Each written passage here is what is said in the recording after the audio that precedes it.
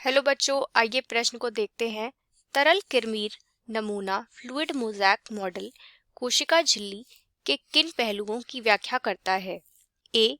केवल संरचनात्मक पहलुओं की, बी. केवल कार्यात्मक पहलुओं की, सी. संरचनात्मक एवं कार्यात्मक दोनों पहलुओं की, डी.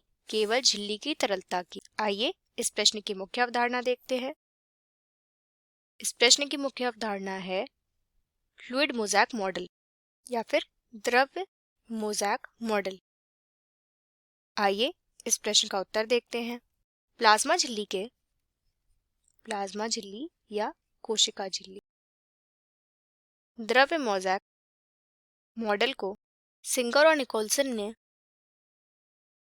1972 में दिया था, यानी 1972 में दिया था।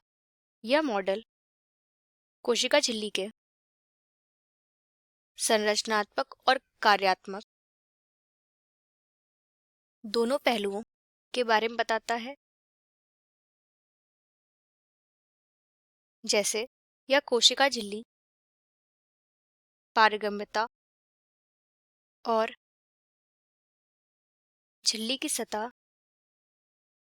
की संरचना को बताता है। कोशिका झिल्ली इस मॉडल के हिसाब से कोशिका झिल्ली में कोलेस्ट्रॉल, प्रोटीन, कार्बोहाइड्रेट और फॉस्फोलिपिड की बाइलेयर होती है। इस मॉडल के हिसाब से कोशिका झिल्ली अर्धपारगम होती है, यानी कुछ चुनिंदा पदार्थों को आने जाने देती है। आइए विकल्पों को देखते हैं। फ्लूइड मोज़ैक मॉडल कोशिका झिल्ली के किन पहलुओं की व्याख्या करता है? ए. केवल संरचनात्मक पहलू की, यह इस प्रश्न का उत्तर नहीं होगा। बी. केवल कार्यात्मक पहलुओं की, यह भी इस प्रश्न का उत्तर नहीं होगा।